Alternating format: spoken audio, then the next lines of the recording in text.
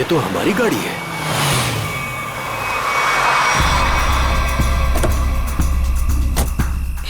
ये तो टीना और आकाश की गाड़ी है।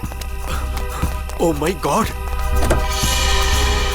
आकाश, टीना, बच्चे नहीं है। मैं एक बार फिर से फोन करता हूँ।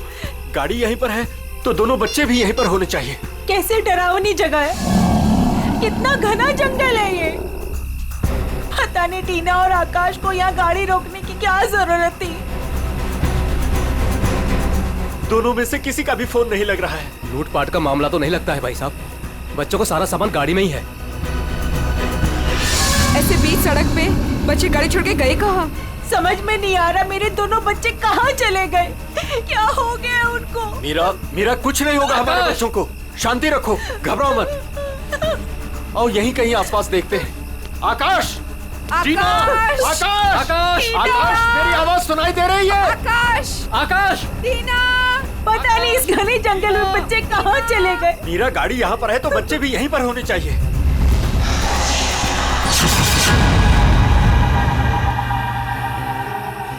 भाई साहब कहीं कोई कुछ भी नहीं है वहाँ। यहाँ पर भी नजर नहीं आ रहा है। सन्नाटा।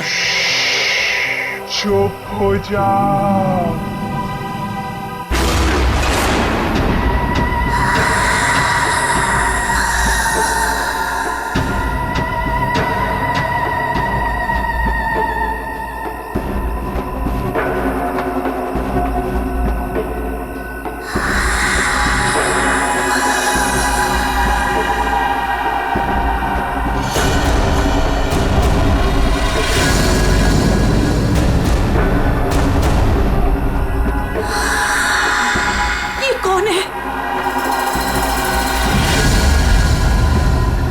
कौन हो तुम? कौन हो तुम? जाओ, जाओ यहां से।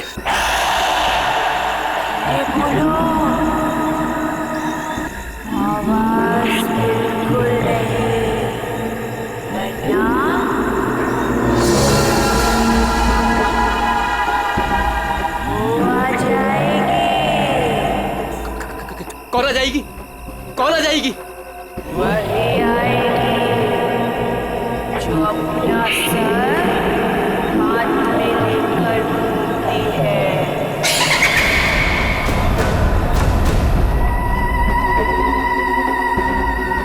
वो आ जाएगी। चलो कौन है? जल्दी, चलो गाड़ी में बैठो, जल्दी।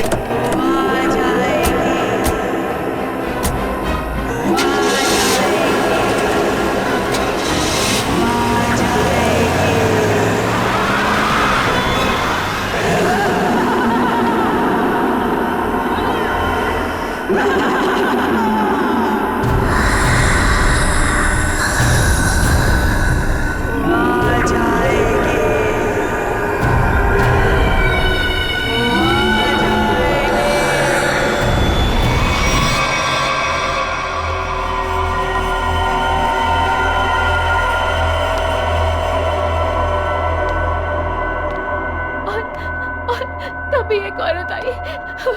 उसका सर नहीं था। वो मुझे मारने आई थी। उसका कटा सर उसके हाथ में ही था। वो मुझे मार डालेगी। बचा लो मुझे, वो मुझे मार डालेगी। ये क्या हो गया मेरी वत्सला को? कैसे बर्ताव कर रही है? अब क्या करूं मैं?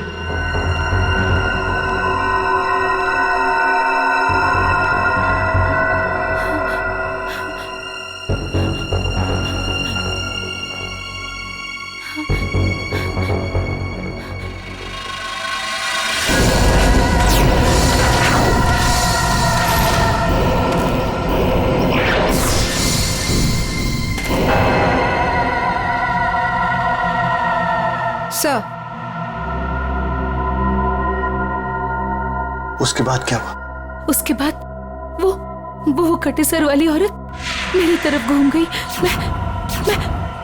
मैं डर की वजह से पीछे हट गई। वो मेरी तरफ बढ़ती रही। वो अपना कटा सर मेरे चेहरे की तरफ फेंक। नहीं,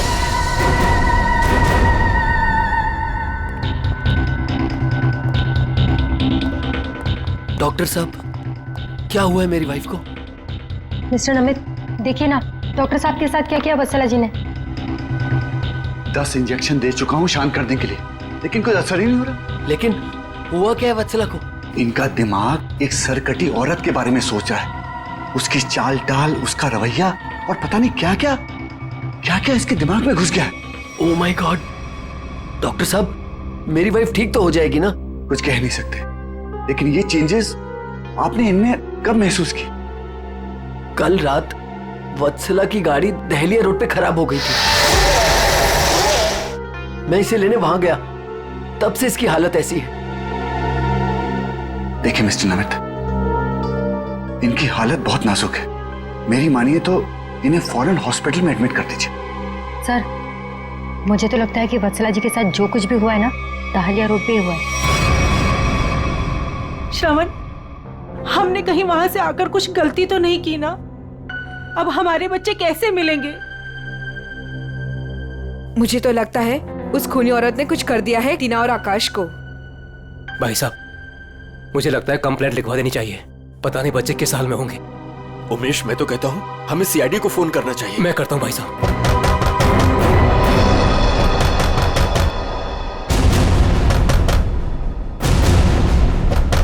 ये इस तरह से दरवाजा कौन पीट रहा है? मैं देखता हूँ।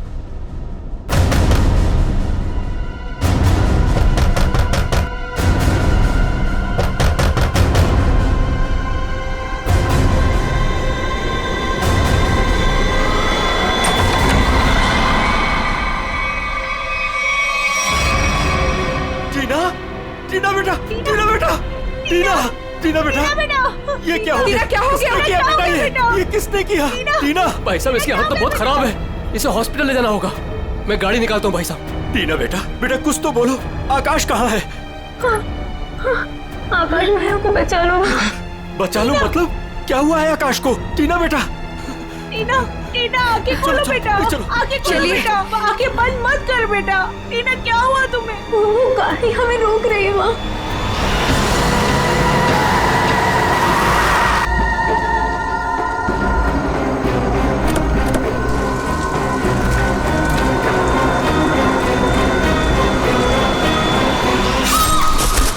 ये कहाँ गया रहा? टीना बेटा, आंखें खोलो बेटा। टीना, तुम हमें छोड़ के नहीं जा सकती।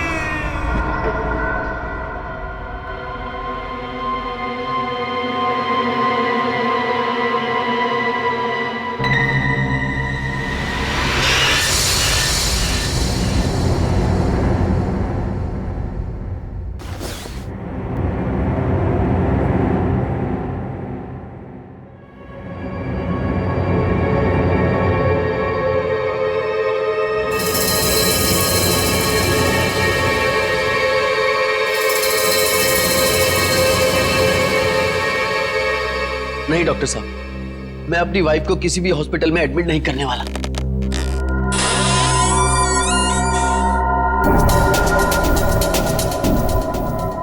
आपसे पहले भी 4 और डॉक्टरों ने मुझे यही एडवाइस दिया। अब मेरी वत्सला का इलाज मेरे घर पर ही कीजिए ना डॉक्टर साहब।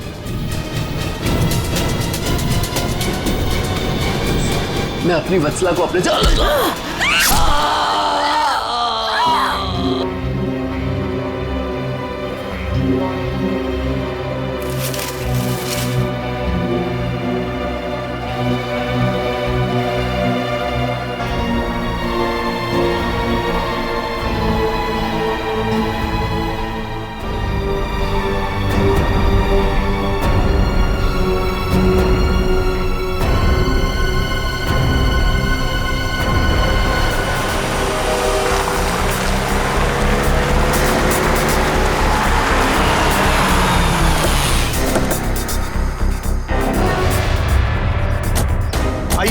इस तरफ, यहाँ पर आएंगे। यही घर है ये।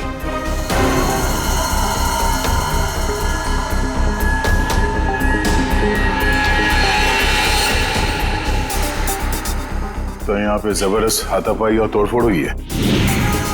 चारों तरफ खून, सामान बिखरा पड़ा है। मिस्टर अमन, आपको कल रात ही हमें खबर कर देनी चाहिए थी। लेकिन सर, नमित के शरीर पर इतना खून देखा कि मैं डर गया था। हाँ सर। ये जिस किसी भी हथियार से विक्टिम पर हमला किया गया है, वो हथियार काफी तेज धार वाला होगा। सालुंके साहब, आपको कैसे पता चला? ये देखो, ये छोटी छोटी बूंदें देख रहे हो खून की, ये एक धार नहीं, सीधी। सर लगता है किसी चाकू या छोटे खंजर का इस्तेमाल किया गया है। पता नहीं जिसको भी इसने मारा है वो जिंदा है या नहीं। और ये खून से सने हुए पांव के निशान तो घर के अंदर की तरफ जा रहे हैं। तो यहाँ पर नमित के अलावा कोई और भी रहता है क्या? हाँ, उसकी वाइफ। ओह माय गॉड, उससे तो कुछ नहीं हो गया। भाभी जी, देखो सर,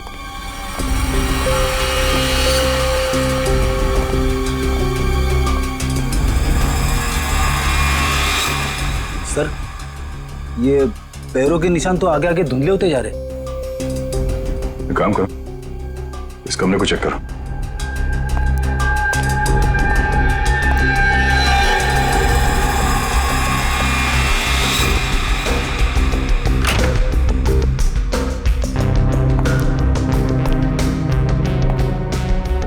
बेड पर तो कोई खून नहीं।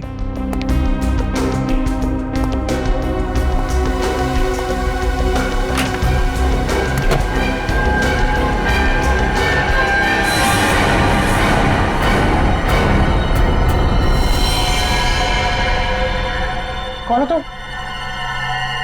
बाहर आओ। बाहर आओ।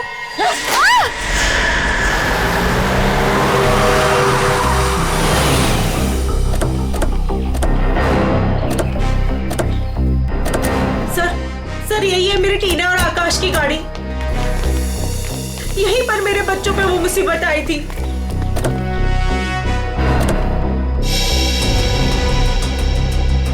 सर वो उस जगह पे खड़ी थी वो भयानक दिखने वाली लड़की। हाँ सर उसी ने हमारी बेटी को मार डाला है और वही हमारे बेटे आकाश को लेकर गई है। सर गाड़ी के अंदर तो सब ठीक ठाक ही लग रहा है। और सर हाथापाई के भी कोई निशान नहीं। अच्छा, हाँ सड़क पे भी जैसा लग नहीं रहा है कि कुछ हुआ है। क्या टीना ने एग्जैक्टली क्या कहा था? सर वो बता रही थी कि आकाश को बचा लो। बचा लो मतलब क्या हुआ आकाश को? वो ठीक तो है ना बेटा? सर कहीं मेरे आकाश को कुछ हो तो नहीं गया? सर उसके हाथ में कल रात को हंसिया था। हंसिया? सर हो सकता है कि शायद आकाश अभी भी उस औरत के कब्जे में हो और टीना किसी भी तरीके से वहां से भाग गई हो सकता है। वो जो कोई भी लड़की है शायद आकाश को जंगल में ही ले गई होगी। हाँ सर, हो सकता है आकाश अभी तक जंगल में ही हो। चल के देख लेते हैं। सर हम भी चलते हैं आपके साथ। नहीं, आप लोग यहीं रुकिए, जंगल थोड़ा खतरनाक है। एक्चुअली आप लोग घर जाइए, कुछ भी पता चलता आपको फोन कर देंगे। ओके? ठीक है सर।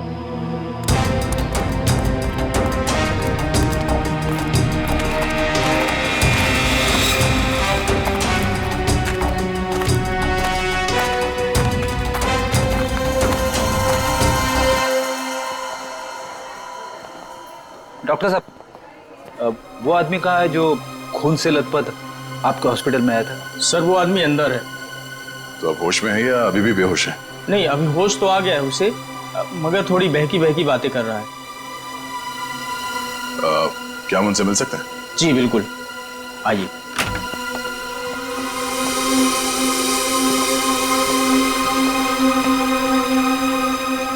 नमित,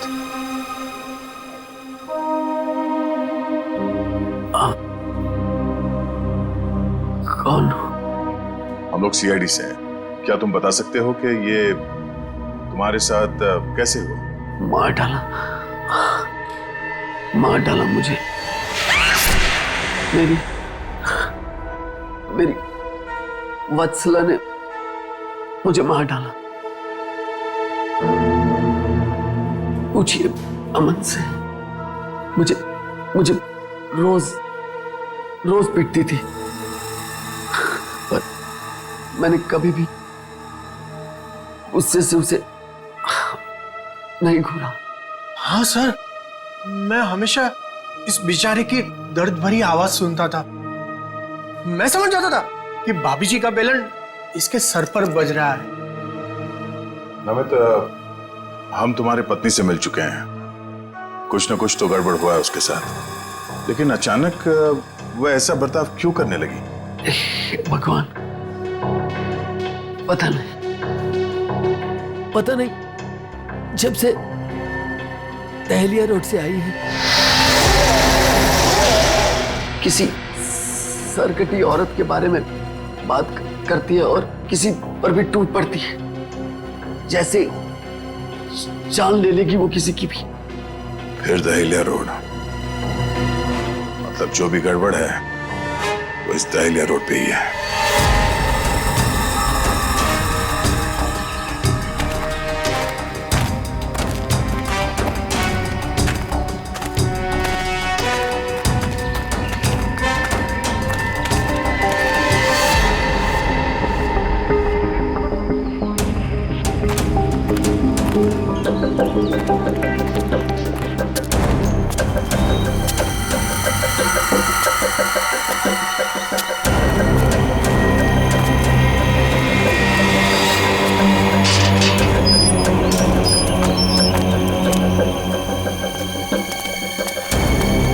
ये तो बिल्कुल हॉरर फिल्म की तरह बंगला है, जंगल के बीच में इतना सुनसान। लगता है ये टीना और आकाश इसी घर में आए होंगे।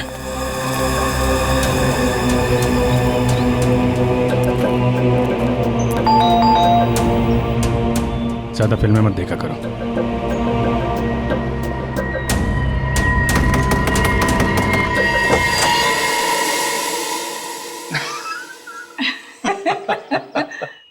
बहुत अच्छा लगा, इतने सुनसान जंगल में भी कोई हमें मिलने आया। एनीवेज, मेरा नाम डीके है और ये मेरी धर्म पत्नी रागिनी। अरे आइए ना आप लोग, अंदर आइए, बाहर क्यों खड़े हैं? प्लीज आइए आइए आइए। सर, ये लोग तो बहुत अजीब हैं। ये तो हम लोग से ऐसे बात कर रहे जैसे हम लोग इनके रिश्तेदार हैं। काफी अच्छा घर है। Thank you. आसपास दूसरा कोई घर नहीं दिख रहा है, तो इतने सुनसान जंगल में आपने घर बनाया? बनाया नहीं है सर, खरीदा है। वो क्या है ना कि हम दोनों पति पत्नी एक कलाकार हैं और अपनी सोच के आकार को पूरा करने के लिए हमें शांति और एकांत की सख्त जरूरत रहती है। जी हाँ सर, यही हमारा घर भी है और हमारी दुनिया भी है। और हाँ, आपको एक बात और बताना चाहूंगा। हम लोग रहते जरूर इस सुनसान इलाके में हैं, लेकिन कला के क्षेत्र में हमारा बहुत बड़ा नाम है। अच्छा। कब खरीदा आपने ये घर? बहुत साल पहले खरीदा था। अब तो ध्यान भी नहीं है हमें कि कब खरीदा था हमने। हाँ, ये तो याद होगा कि कल यहाँ पे कौन आया था? हाँ सर, बिल्कुल, लेकिन कल तो यहाँ कोई नहीं आया था सर। ये फोटोज देखिए, ध्यान दीजिए और सोच के बताइए, क्या इन दोनों में से कोई भी कल यहाँ आया था? नहीं मैडम, इनको हमने पहले कभी नहीं देखा।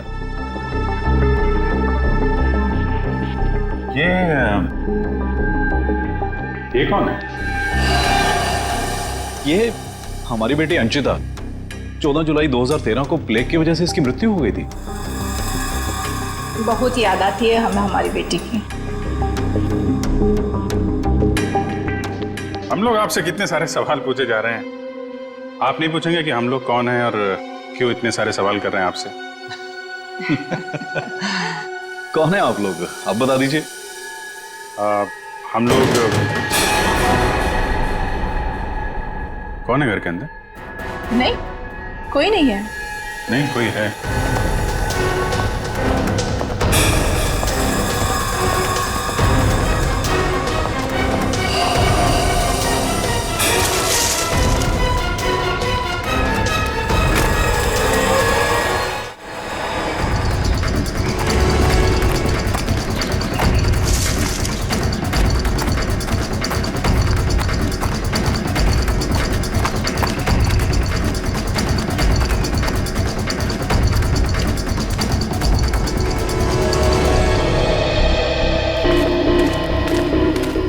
तो इस तरफ ही था। कहीं हमें देखकर छुप तो नहीं गया? हो सकता है आकाश भी उसी का साथी होगा शायद। देखते हैं।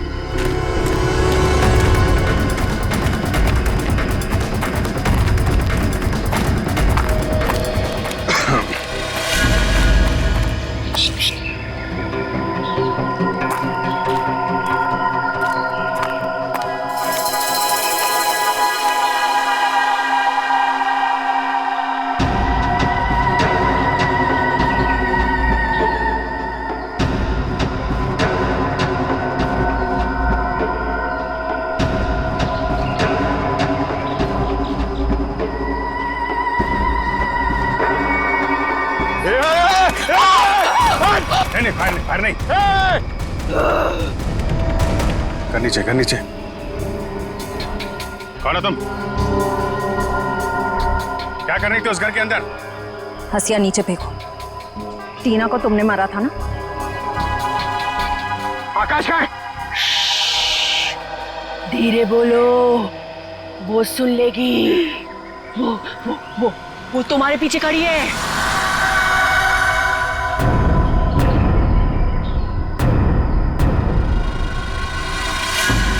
कौन है हमारे पीछे? कोई नहीं है, लगता दिमाग हिला हुआ इसका। क्या दिखा रही है? कौन है पीछे? वो तुम्हारे पीछे बिना सर वाली औरत अपना सर हाथ में लेके दिखा रही है। सर, ये उस सिरकटी औरत की बात कर रही सर, वो वत्सला जैसी बातें कर रही है। हमारे पीछे कोई नहीं है। किसकी बात कर रही हो तुम? ऐसे नीचे करो, नीचे रखो। मैं मार दूंगी उसे, मैं मार दूंगी उसे, मैं मार दूंगी।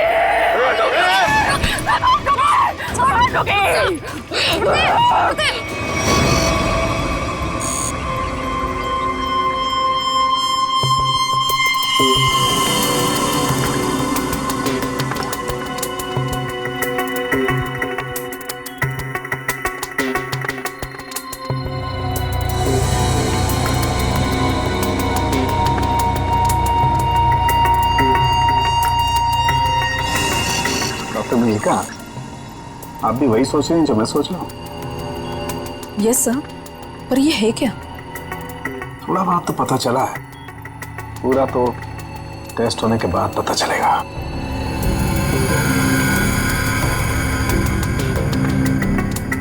सर, मुझे लगता है कि आप ये कलर एरिया देख रहे हैं।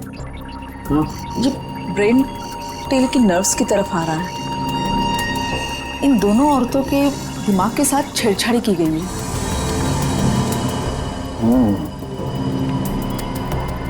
सर, इनकी याददाश्त से छेड़छाड़ की गई है। इनको कोई नेचुरल रोग या दिमागी बीमारी नहीं, इनकी तो मेमोरी ही बदल दी गई है। मतलब ये कि आर्टिफिशियल मेमोरी भर दी गई है इनके दिमाग में। Yes sir. क्या आर्टिफिशियल मेमोरी भर दी गई? हाँ विजय, मतलब ये दोनों औरतें जो देख रही थी या बोल रही थी, इनके दिमाग का वहम नहीं था? बिल्कुल नहीं था। दरअसल क्या होता है कि इंसान के बचपन से लेकर के उसके बड़े होने तक उसकी जिंदगी की तमाम यादें उसके दिमाग में एक डिस्क की तरह से जमा हो जाती हैं, कुछ इस तरह से। और फिर कोई एक दिन गर्दन के पीछे ऐसा इंजेक्शन लगा देता है, ये देखिए, यहां देख रहे हैं, जिससे ब्रेन में कंपार्टमेंट्स बन जाते हैं और जिंदगी की सारी याद ब्लॉक हो जाती है। इंसान एक सेमी कॉन्शियस स्टेट में चला जाता है, आधी बेहोशी की हालत में। के बाद फिर क्या होता है? इसमें इंसान के दिमाग को सुन कर देने वाला ड्रग दिया जाता है। इंसान अगला पिछला सब भूल जाता है। आप सुन सकते हो, समझ सकते हो, लेकिन आप रिएक्ट नहीं कर सकते। और फिर इस हालत में उसको एक कटी सिर वाली औरत दिखाई जाती है और उसके कानों में बार बार ये बातें सुनाई जाती है कि ये लोग आपको मारने वाले हैं और ये सारे इंसान आपके दुश्मन हैं और आपको उनको मार देना है। और ड्रग के असर की वजह से दिमाग कुछ इस तरीके का दिखाई देने लगता है। हर याद को दबाकर, सप्रेस करके उसे सिर्फ उतना ही हिस्सा याद करने के लिए दिया जाता है जितना कि बेहोशी की हालत में उसे सुनाया या दिखाया गया था। सर यानी कि इन दोनों औरतों ने सच में एक सरकटी औरत को देखा और होश में आने के बाद दोनों को सिर्फ उतना ही याद है। बिल्कुल। वरना सोचो, दो लड़कियां जो एक दूसरे को जानती नहीं, पहचानती नहीं, वो एक ही समय पर एक ही जैसी बात कैसे सोच सकती हैं? मतलब इनकी मेमोरीज को बदल दिया गया है। ड्रग्स कौन सा इस्तेमाल किया गया इनके ऊपर? डोडियन और हेपिस जैसे न्यूरॉन अफेक्टिंग ड्रग्स। ये ऐसी दवाइयाँ जो ब्रेन की मेमोरी लोकेशंस को नष्ट कर देती है। आपको ये भी याद नहीं रहेगा कि आप हैं कौन, और आपको उतना ही याद रहेगा जितना आपको बताया जाएगा। हमारे टेस्ट में भी काफी ऐसे ड्रग्स मिले हैं जो याददाश्त मिटाने के लिए काफी हैं। और हाँ, इन्हें हल्के इलेक्ट्रिक शॉक्स भी दिए गए। मुझे नहीं लगता ये लड़कियां कभी भी ठीक हो सकती, क्योंकि इस बीमारी का अभी तक कोई एंटीडोट इजाद नहीं हुआ है और हिप्नोसिस में महीनों लग जाएंगे। और फिर भी इस बात की गारंटी नहीं है कि इनकी खोई हुई मेमोरी इन्हें वापस मिल सकती है। अरे सर, ये सब सुन सुन के मेरा सर फटने लग रहा है। सर, आप मेरा ब्रेन मैपिंग कर लीजिए। डहलिया रोड के बंगले के मालिक डीके, रागनी और सड़क पे खड़ी उस लड़की का राज तो अब डहलिया रोड पे जाके ही पता चलेगा। तो थोड़ा घूम आते हैं डहलिया रोड।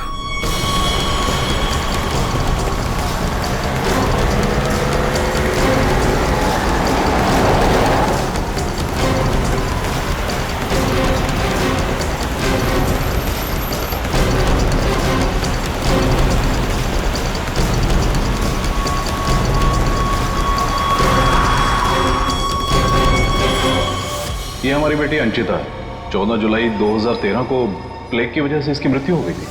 ये तो वही लड़की है, डीके और रागिनी की मरी हुई बेटी। मेरी मदद कीजिए प्लीज। कैसी मदद? मेरा मतलब क्या मदद चाहिए आपको? मेरे मम्मी पापा अचानक से बेहोश हो गए। मैंने बहुत कोशिश की उन्हें उठाने की, पर वो नहीं उठे। कहाँ है कहाँ आपके मम्मी पापा?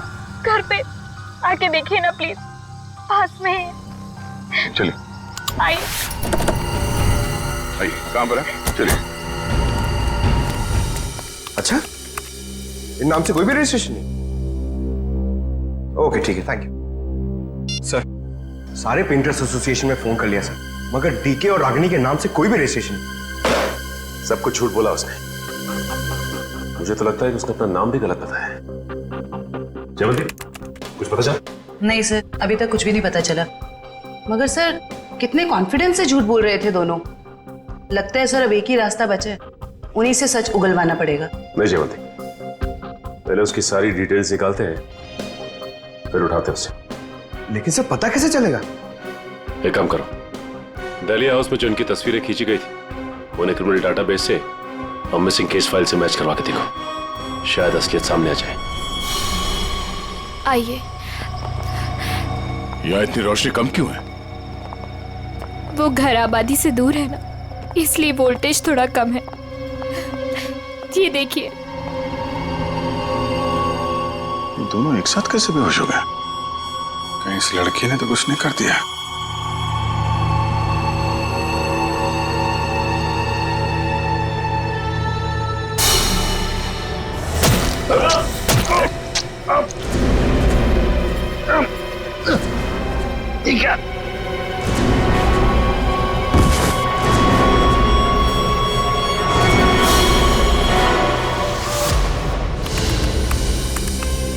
सर, दोनों फोन्स के सिग्नल नहीं मिल रहे हैं। सर, कुछ सेकंड्स पहले तक अभिजीत सर और दया सर का फोन दहलिया रोड पे बता रहा था, लेकिन अभी लोकेशन नहीं दिख रही है।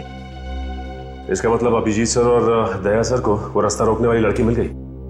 फिर तो डीके और रागिनी की सच्चाई का भी पता चल जाएगा। सर आइए। सर ये है मिसेस साक्षी, उस नकली डीके और इलेश की माँ। नमस्ते। कहाँ है मेरा बेटा? कहाँ है इलेश? ये ऑफिसर कह रहे हैं उसका नाम डीके है और उसकी एक पत्नी है जिसका नाम है रागिनी। ये कैसे हो सकता है? ये सब झूठ है। जी नहीं, ये सच है। एक छानबीन के दौरान आपके बेटे और उस औरत से मुलाकात हुई हमारी, जो अब डीके और रागिनी बने बैठे, और उसी छानबीन में मिसिंग कंप्लेन से उनकी सच्चाई भी पता चली। मैम, आप हमें बता सकते हैं कि आपके बेटे इलेश ने अपना नाम बदल के डीके क्यों रख लिया? मेरा बेटा अपना नाम क्यों बदलेगा? मुझे इस बारे में कुछ नहीं पता। देखिए माताजी, वो रागिनी उर्फ नीता के साथ में कहीं छुपा हुआ बैठा है। अब ये औरत को जानती है? ये लड़की कौन है और कैसे मेरे बेटे की जिंदगी में आई, मुझे कुछ नहीं पता। देखिए मैडम, उस औरत के माँ बाप तो मर चुके हैं।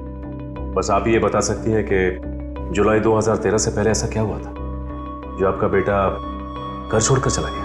नहीं, मेरा बेटा घर छोड़कर नहीं भागा था।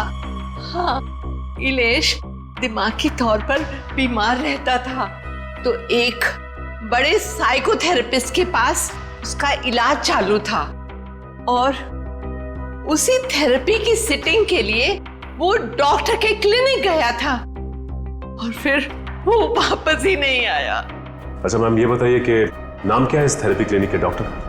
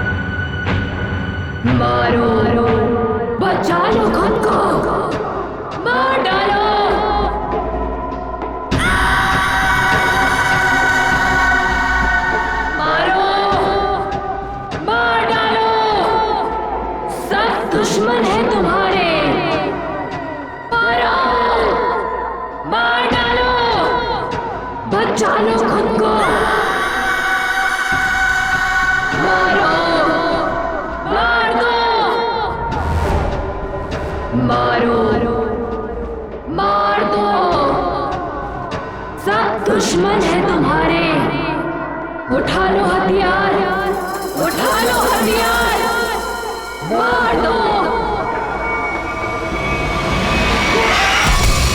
समझ में नहीं आ रहा कि इन सबके पीछे एक डॉक्टर हो सकता है। देखते कहाँ का तार कहाँ जाके जुड़ा है सर। बहुत लंबा जाल फैलाता है सर। आज सारे तार कट जाएंगे इसके।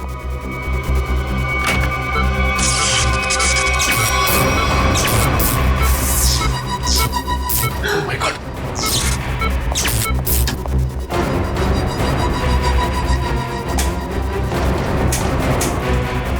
किसने किया ये? बोलो, बोलो किसने किया?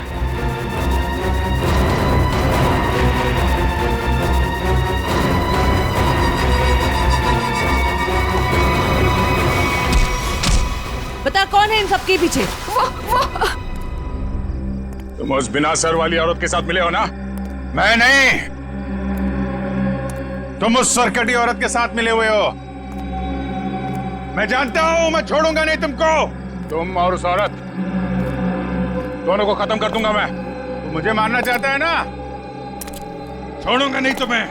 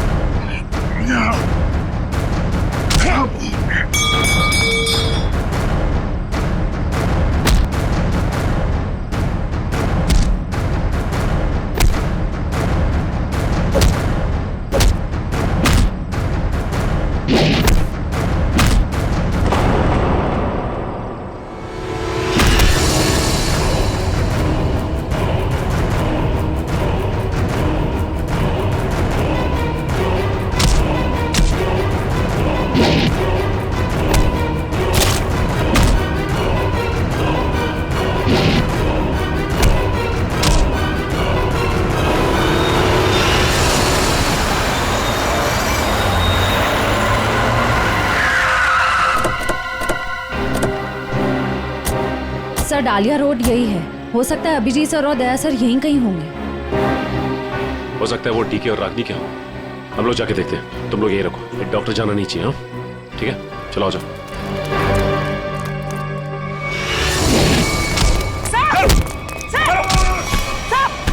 अभिजीत सर, क्या कर रहे हो आप लोग? संभालो। क्या कर रहे अभिजीत सर, सर क्या कर रहे हो? Please, please. नहीं सर। चल जल्दी चल, एंटीडोट दे जल्दी। संभालो।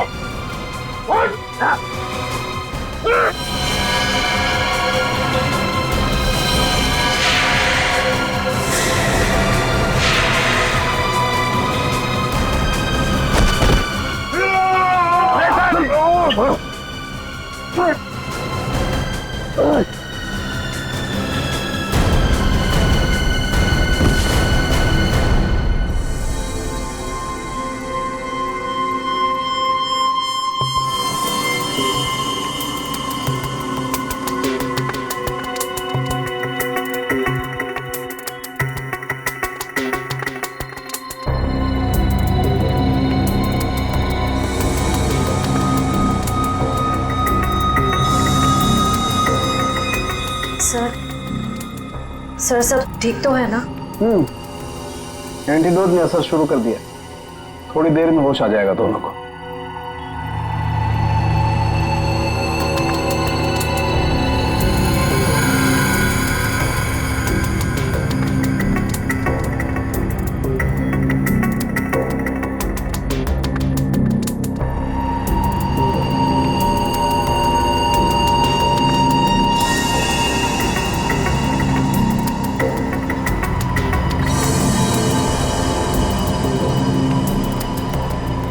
शुक्र मनाओ डॉक्टर सालुंके, अगर ये दोनों ठीक हुए हैं तो सिर्फ मेरी वजह से। अगर अपने दिमाग का सही इस्तेमाल किया होता ना तो एक मुजरिम की तरह इस हालत में नहीं खड़े होते, समझे? विकास अंकल, आपकी वजह से मैं भी एक मुजरिम बन के रह गई। अभी तो सिर्फ तुम दोनों का गुनाह सामने आया है। जिस दिन तुम दोनों को सजा मिलेगी ना, उस दिन समझ में आएगा कि गलत राह पे चलने का अंजाम क्या होता है।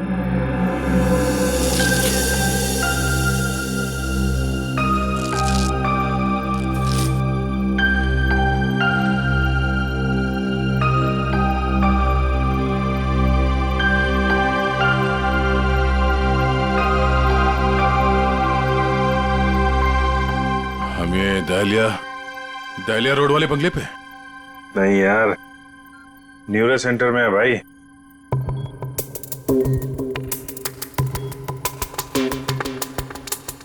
और मुजरिम हमारे सामने खड़ा है।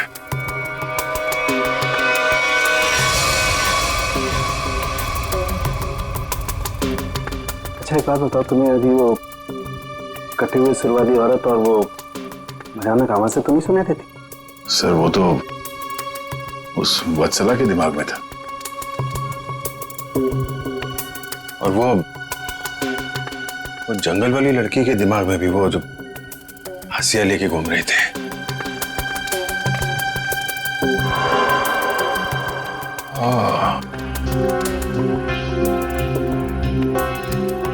अब समझ में आया, संचिता के माँ बाप ने भी हम लोगों को वो ड्रग्स वाला इंजेक्शन लगा दिया था, और हमारे दिमाग में भी ये सारी बातें भरती गई थी। बताओ डॉक्टर विकास, क्यों किया तुमने ये सब? जल्दी बता, वरना हमें तुम्हारा इलाज करना पड़ेगा। क्या बताऊं, डॉक्टर सालुंके ने सब कुछ समझा तो दिया था। मैं दुनिया में तहलका मचाने वाला ब्रेन मैपिंग एक्सपेरिमेंट करना चाहता था। बेहोशी में मैं लोगों को यहां लाता था और उनके ब्रेन से उनकी सोच को निकालकर अपनी सोच भर देता था। जरा सोचो, कितनी ताकत थी मेरे हाथ में। जब वो लोग जागते थे तो उन्हें वही दिखता था, और उनके दिमाग में वही ब्रेन की मेमोरी थी जो जो मैंने डाली थी। उनका ब्रेन वही करता था जो मैं कहता था। मतलब कि मैं उनके ब्रेन से सब कुछ करा सकता था। और तुम दोनों ने भी तो वही किया ना। और ये अंशिता, इसने भी गुनाह में तुम्हारा साथ दिया था। मैं इनकी भतीजी हूँ, इन्होंने ही मुझे पाला पोसा। डीके और रागिनी मेरे माँ बाप नहीं है। वो घर, डीके, रागिनी, मैं, ये सारा विकास अंकल का बिछाया हुआ एक जाल था। और आकाश, उसके साथ क्या किया तुम लोगों ने? उसकी ड्रग की डोज ज्यादा हो गई थी, उसे ब्रेन हैमरेज हो गया था। उसकी मौत का मुझे बहुत अफसोस है। तुम्हारे जैसा जीनियस डॉक्टर लोगों के दिमाग का गलत इस्तेमाल करने के चक्कर में गुनहगार बन गया। तुम्हारी खोज इंसानियत के खिलाफ है। कानून तुम्हें इसकी जरूर सजा देगा। शायद फांसी होगी तुम्हें।